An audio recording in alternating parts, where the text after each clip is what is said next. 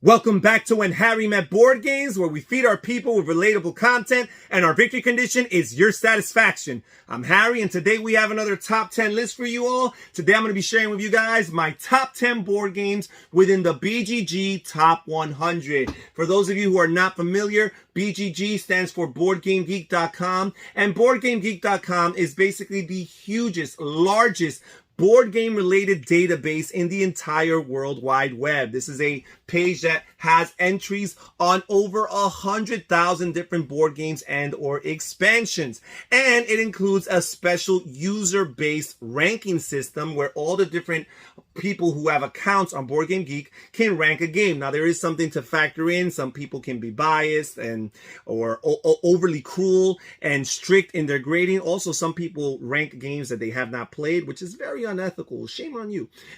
Now, based on the top 100 board games, the most popular board games as according to the user ranking on BGG, based on those 100, I have chosen my 10 favorite games from within that list. And a few caveats: I have not played all the games on that list. I've played about 40 of them. And the truth is, I don't determine my acquisitions of board games. I don't really base them on the BGG rankings. I just look at games based on their themes or mechanisms or designers and their publishers. And if it appeals to me and it catches my interest, then I purchase it. Sometimes I actually prefer to purchase a more obscure, lesser known game sometimes than these popular games that everybody wants to play. So you do have to factor it in. But I have played a good enough chunk, and from those games that I played, these are my absolute 10 favorite from the BGG Top 100. My number 10 board game from the BGG Top 100 is Dominion. And here I have my adventures, but the entry that actually makes it into the top 100, and not kind of barely so, is the Intrigue standalone expansion, which is the first expansion for Dominion. And Dominion is basically the grandfather of the very ubiquitous and popular deck building genre, where players start with a weak deck of cards, typically 10 to 12 cards, and they are acquiring cards from a different market, either a market that changes, fluctuates, or a market that's static, as in the case of Dominion. And they're purchasing more valuable, powerful cards that will strengthen and grow their deck, so they could do more things and ultimately achieve victory points or attack their enemies or score points in other ways, depending on the deck builder. In Dominion, it's just straight up victory points through the acquisitions of provinces, colonies, and different territories. Now, this game here has a medieval theme, but it is a little bit abstracted or pasted on, as people would say. So take that for what it's worth. But till this day, this is still one of my favorite board games to play. I've been playing this game for about 5 years now, and it's still such a joy to play. First of all, the fact that it has tons of expansions helps it. It keeps it fresh. It never goes stale. And it keeps you excited just to figure out all these different combinations, because each game comes with so many different cards to introduce, and you only use 10 at a time. So again, the combinations that are possible for this game and the permutations are infinite. They're endless, and it makes every game feel new and fresh. And each expansion adds new and unique mechanisms that add different layers of strategy and tactics to the game. My number 10 board game within the BGG Top 100, Dominion. And now we move on to my number 9 board game on the BGG Top 100, and this one's ranked considerably higher than Dominion, and that is Castles of Burgundy, designed by Steffenfeld and published by Ravensburger Games. And this game here is the magnus opus at this point of Steffenfeld, because it's his highest ranked game on BGG. And in this game, basically, you have a main board that consists of all these different depots, and you have a bunch of these different tiles in each of those depots that our players are trying to acquire, these hexagonal tiles, in order to place on their own player board, which represents their estate or their city.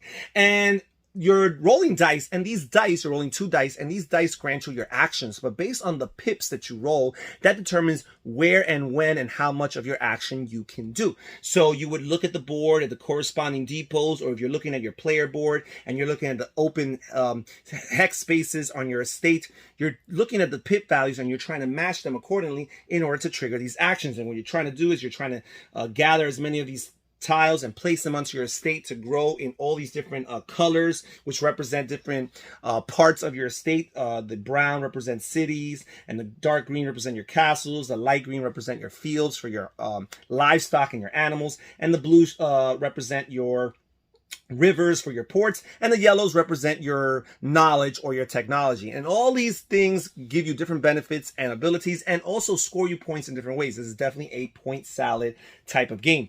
And basically you play this game throughout the course of 25 rounds. Sounds pretty long, but it goes by pretty quickly, especially as you become a seasoned veteran player.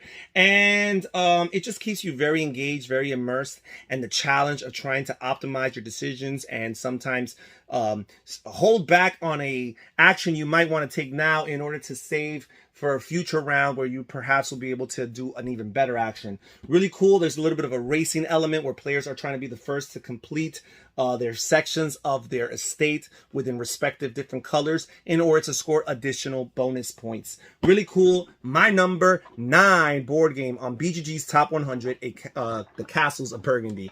And now we move on to my number 8, and my number 8 is Lords of Waterdeep. And this here, published by WizKids here, or Wizards of the Coast, I should say. This game here is a D&D, Dungeons and Dragons themed worker placement game, but this is also a city building game where players are growing the city of Waterdeep ever so slowly by adding additional buildings, taking ownership of those buildings, and whenever a player uses their workers, their agents, I believe it's referred to, whenever they use their agents to trigger a building that you own, then you gain a particular reward. So that's something to think about before you use a building that belongs to another. But the game starts with the board that has a bunch of neutral buildings that players could go to in the meantime. And players are trying to accrue points in different ways, but most of the points are accrued through these quest cards that players are getting. And basically the quest is just a set collection of different cubes, and these cubes represent different adventures that supposedly your agents are gathering for different quests. So you've got rogues, and you've got warriors, and you got wizards, and basically they're distinguished by these different colored cubes, orange and purple and white. And each quest has a configuration, a certain amount of cubes based on their colors that a player has to acquire and then turn in order to score the different quest points. And the quests vary in difficulty and in points, but at the same time, each quest has a particular guild that it's associated to. And at the beginning of the game, each player secretly draws a lord, and that lord's going to score you additional bonus points if you score quests from a particular guild. So you want to factor that in as you're determining your decisions of the different quest cards that you are drafting. Really cool. I like worker placement. I like city building. I like the Dungeons and Dragons themes. So although this is a Euro game, and a lot of people, especially from the D&D tabletop RPG world, probably wouldn't be inclined to think that they could play a Euro style board game, I think you would enjoy it. You would feel the theme. And I think this is a great gateway game for people who are coming over to the board game hobby from the tabletop RPG hobby. My number 8 board game from the top 100 on BGG, Lords of Waterdeep. And now we move on to my number 7. And my number 7 is Power Grid, designed by Friedemann Friese and published by Rio Grande Games. And this game is a classic. And this game is still ranked very high on the top 100. I believe it's in the top 50 or hovering around the 50 range for a game that's almost 20 years old. As a matter of fact, the original publishing from Friedemann Friese and Face to Face Games back in the late 90s, the original publishing was actually from 1999, I believe. So the more modern version that we know, Power Grid, the English title, came back in 2004 when it was distributed in North America. And this game here is so cool because Friedemann Friese is such an outside-of-the-box thinker, and basically what he does in lots of his games is he takes lots of these popular mechanisms and he combines them and mixes and matches them in really cool ways that kind of gel very well together. And this is his magnus opus. Speaking of Stefan Feld and Castles of Burgundy earlier, this is still his most popular game 20 years later in his career. And it was just such a great marriage of different mechanisms here. First of all,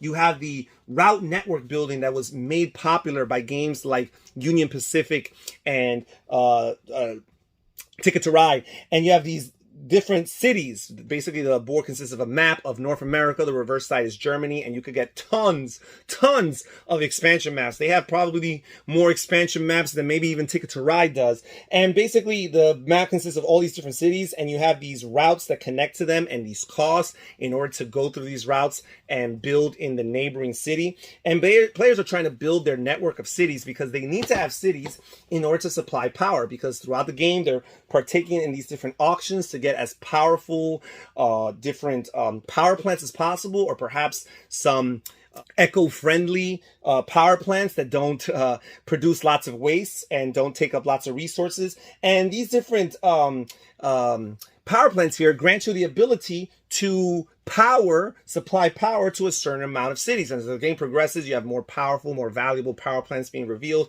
that players are competing for.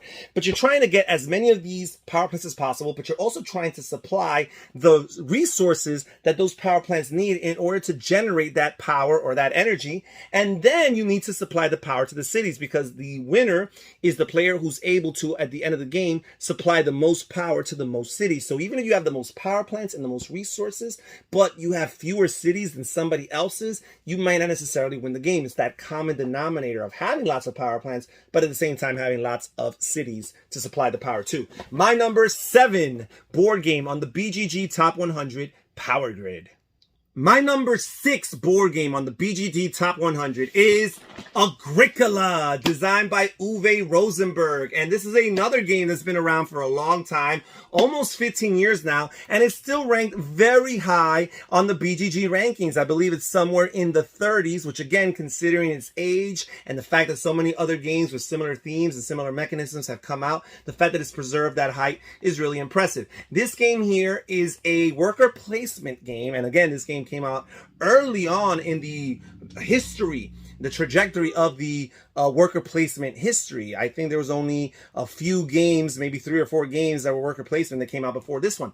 And basically it's an agricultural themed game where players are basically controlling their family, which starts out with a mama and a papa, 2 workers that you have available for you. And you're trying to grow your family. You're trying to expand your living quarters in order to accommodate children. And ultimately you're hoping to gain 1, 2, or maybe even 3 children to add to your workers that you will use for your worker placement actions. And it's really cool because it was the first game that introduced this idea of the board, the worker placement spots being limited at the start of the game, but having additional worker placement spots added at each round. Each round is represented by a card that's flipped over and added to the player board or the main board, and that card is an additional action.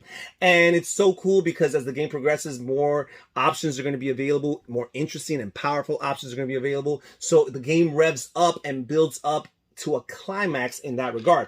Now, this game, you're basically trying to grow your family. As I mentioned, you're trying to raise your livestock and breed it. You're trying to plant veggies, grains and veggies in order to reap them. And you're also, in the meantime, while you're trying to do all this to score victory points by reaching certain thresholds in each of these different categories, you're also trying to, along the way, feed your people, because every so often there is a harvest round, which comes with some benefits, but also comes with some challenges, because you have to feed a certain amount of food to each member of your family. So sometimes you're going to have to bypass really difficult actions, or really, you're going to have to make some difficult decisions. You're going to have to bypass some really cool options that you would love to take in order to gain some food, in order to feed your people. Because for every plate that you're able to, or you fall short of feeding to your family members, you're going to lose 3 points. So if you miss out a couple plates, you're going to lose a lot of points. And sometimes the games in Agricola can be rather low scoring, so you want to keep that in mind. But the coolest, neatest thing about this game is that you got these 2 sets of cards. You got these minor improvements and these major improvements. The minor improvements and the occupation cards, and players partake in a draft depending on how you want to do it at the beginning of the game. Typically what I do with my wife Lily, who I normally play this game with, is we deal out 10 cards and we choose 7 from each of those 2 sets, the minor improvements and the occupation cards. And basically this is your way of setting up your strategy. This is definitely a planning game, the planning game par excellence, because you're kind of mapping out your game, or at least ideally you are, before you even play the first round. And based on these cards, you're going to carry out certain actions. And even though you draft 14 of them or so at the beginning of the game, you might be lucky enough to play like 7 of them, right? Typically, you're going to play 4 or 5, maybe 7 or 8. And these are going to grant you different abilities and benefits. And they're kind of going to give you direction as to which actions you want to take because they're going to benefit you more. And they're going to distinguish you from the other players around the table. So as the game progresses, you're going to be different than other players because of those cards that you've played down in your tableau. Really cool. My number 6 board game from the BGG Top 100, Agricola. Now we move on to the top 5, the cream of the crop, folks. The best top 5 favorite board games of mine from the BGG Top 100. And my number 5 is Marco Polo, designed by Simone Luciani and Daniel Tascini. And this game here, also published by Z-Man Games, is a dice placement, worker placement game. And it's based on the travels or the journeys of Marco Polo along the Silk Road to China. And basically the board consists of an abstracted map of the Middle East, Europe, and Asia, Southeast Asia. And players have these different routes that they're trying to traverse through to connect to different towns, different cities that are very important in Asia at that time. And basically, whenever they go there, they're able to place down a market, one of their market meeples, which represents their presence, but also grants them certain privileges and abilities in that location. And again, as I mentioned, this is a worker placement game through the rolling of dice, but it's so cool and so different than some of the other dice placement games that preceded it because the numbers on the pips, they don't necessarily determine or prevent where you can go or where you cannot go as some of these other worker placement or dice placement games go. What they determine is either A, how many times you can trigger the action you're trying to activate, or B, how much money you're going to have to pay for going to an action that's already been used by somebody else. So for example, you can use some of these action spots that don't necessarily get blocked by other players. You can put your dice on top of theirs, but you're going to have to pay coins equal to the lowest die that you rolled or that you placed on that action. Also, some of these actions that are available to you in the different locations on the map, they can be triggered multiple times based on the pip value. So if you put a dice of 4, you're able to trigger that action 4 times if it's possible otherwise. Really cool, really neat. You got all these different contracts that you're trying to fulfill along the game by collecting a combination of different resources. You got silk and you got spice and you got gold. You also have camels that help you with commute, and also they help you with modifiers. They're modifiers for the different dice and sometimes even grant you additional dice to roll.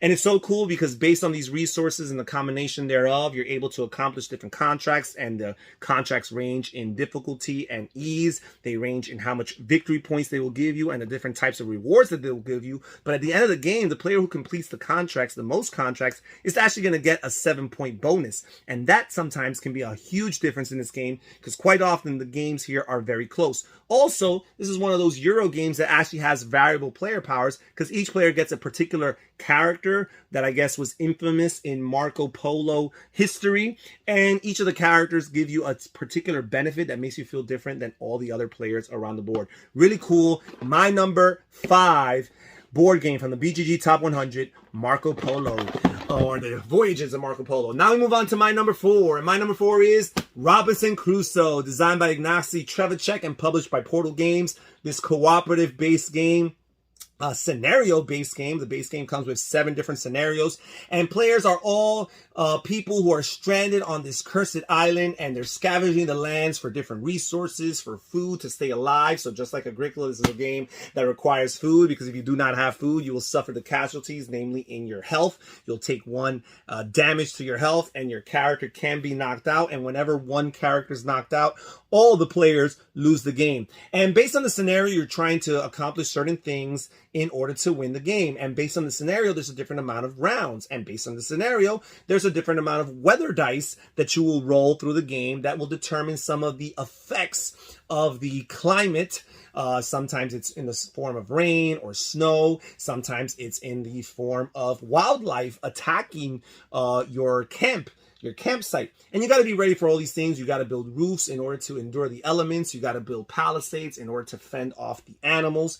And you're trying to do all these actions. And what's really cool about this game is that it's worker placement, cooperative worker placement, albeit, and you're placing your workers, but some actions, if you place only one worker, you're going to have to roll a die to determine whether or not you'll be successful. And I think it's like a 66% chance that you will be successful in this, but there's still that 1 out of 3 chance that you might fail.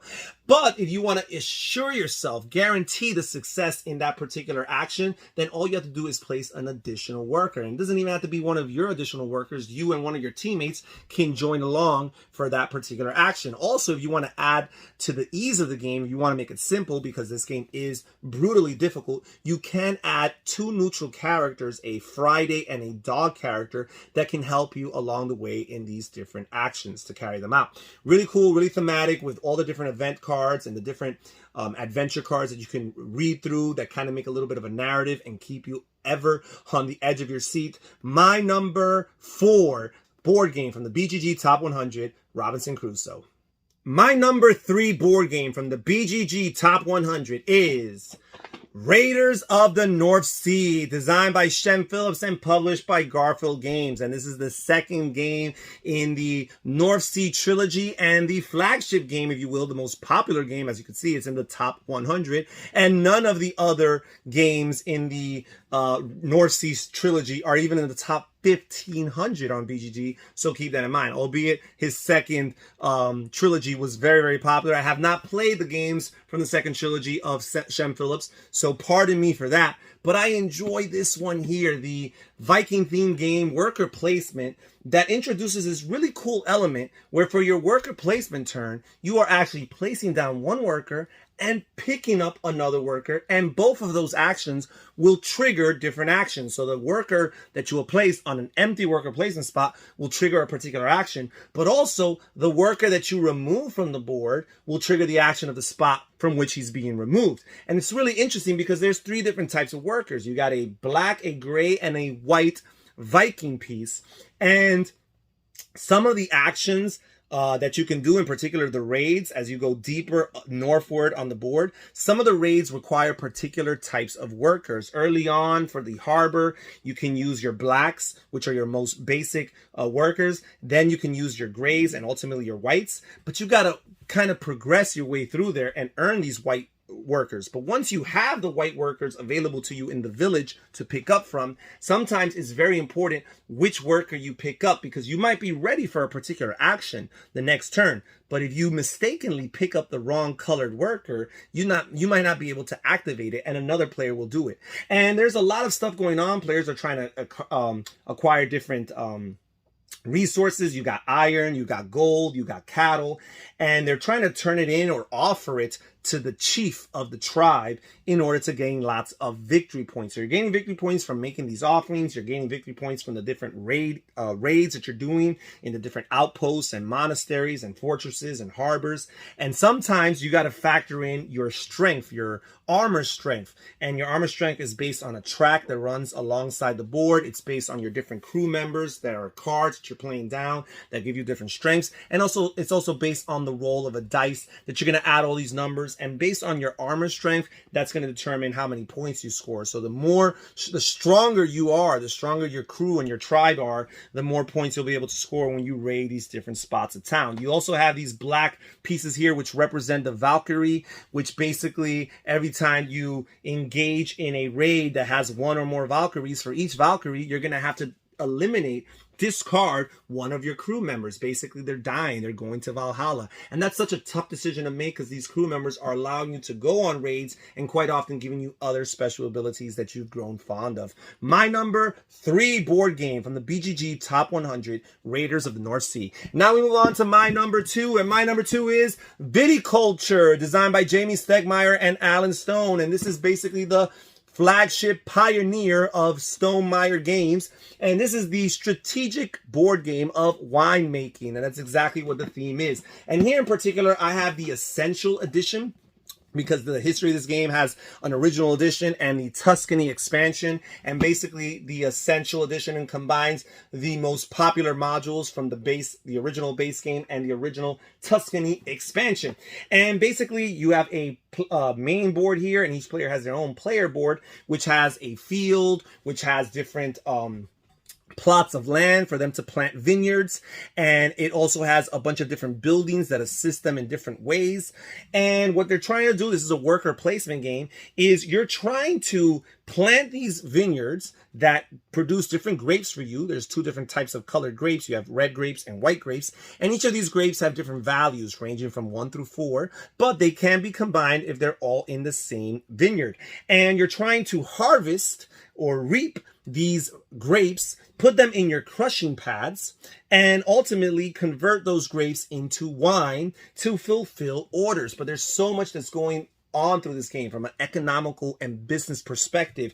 You're recruiting different summer and winter visitors that are helping you in your land. You are trying to trigger actions that allow you to draw more of these vineyard cards or vine cards and more of these wine order cards. You're manipulating all these cards in order to benefit you. But what's really cool is at the beginning of each round, and the round is divided into 4 seasons representing the calendar year. You have the spring, the summer, the fall, and the winter. And the summer and the winter are the heart of the game, but the spring really is crucial because in the spring, in turn order, players are actually choosing their turn order because the first player will place their rooster on this time track ranging from 1 through 7, basically saying where they want to start in the game, relatively speaking. But depending on where they put it, they get a specific benefit. And the lower you put it, sometimes the greater the benefit. So do you want to start later on and basically let one or more players go ahead of you but get a really cool benefit? Or are you more interested in going first that round and you rather take one of the top spots and not care so much about those bonus actions? Really, really cool, really thematic. I really do feel like I'm running a vineyard and selling wine for a profit. My number 2 board game from the BGG Top 100, Viticulture. And now we move on to my number 1, my favorite board game from the BGG Top 100. And it is ranked relatively high. I can't tell you off the top of my head, but I believe it's somewhere in the 30 range. And that is 5 Tribes, designed by Bruna Cathala and published by Days of Wonder Games. And this game here, the Gins of Nakala, basically there is a 5x6 grid representing all your different city tiles. And players are playing this game of Mancala. You're blindly setting up the game with all these different meeples. There's 5 different colored meeples. And there's going to be a different configuration each game on each of these different city tiles or market tiles. And basically, you're playing a game of Mancala where you pick up all the meeples from one spot. You move them along a line orthogonally. And on each space, you're dropping off 1 meeple. And then the final space has to share a meeple of the color of the same meeple that you're dropping. So that's something you're mapping out from the beginning of your turn. How many spaces can you move and which meeple am I going to leave for last? And then you're going to remove those meeples, the meeple you just dropped, and any meeple on that market tile that matches that meeple's color. You're going to remove them from the game or put them in your player area depending on which one. And you're going to get a benefit depending on the different type of meeples. Some of the meeples, the colors represent assassins or viziers, or they represent elders or some other type of characters, merchants perhaps. So that's one of the things you're going. And every time you clear an entire space, you place one of your camels to indicate that you control that area. And at the end of the game, you're going to score whatever value that area has. And some market tiles have higher values than others. You're also partaking in a little bit of a set collection from these different resource cards. And if you're able to collect a bunch of these, you're going to exponentially score more and more points. All your money that you're accruing throughout the game is going to help you bid for turn order. There is a turn order or an auction for turn order that takes place at the beginning of each round. Really cool. I like it when games feature that. So you're using your money for that. You're using your money to purchase some of these resource cards that I just finished mentioning, but also at the end of the game, any leftover money is going to count towards your victory points. So many really cool things. This game is definitely a point salad type of game, but I really like the way the Mancala is executed in this game. It's such a methodical game. I don't want to play this game with any type of player. If you're prone to AP or analysis paralysis, this is not a game for you. Sometimes I might even fall victim to AP myself. I think we all do, but I'm very intentional when playing this game to not do so because I understand that the amount of options, especially early on in the game, are infinite. So why waste my time trying to really find out which is the best? I look through 4 or 5 potential decisions I can make and and try to make the one that seems best to me right then and right there. Really cool game. My #1 board game from the BGG Top 100, 5 Tribes. And that's it for today's list, folks. Thank you so much for joining us here at When Harry Met Board Games. Please comment down below and tell us what's your favorite board game from the BGG Top 100. What do you think about my list? Which games you expected to hear? Ask me why. Maybe I didn't play them. Maybe I have played them, but I don't rank them quite in my top 10. All right, everybody. Thank you so much for joining us. This is Harry saying take care, everybody. Stay safe, stay healthy, and have fun gaming. Bye-bye.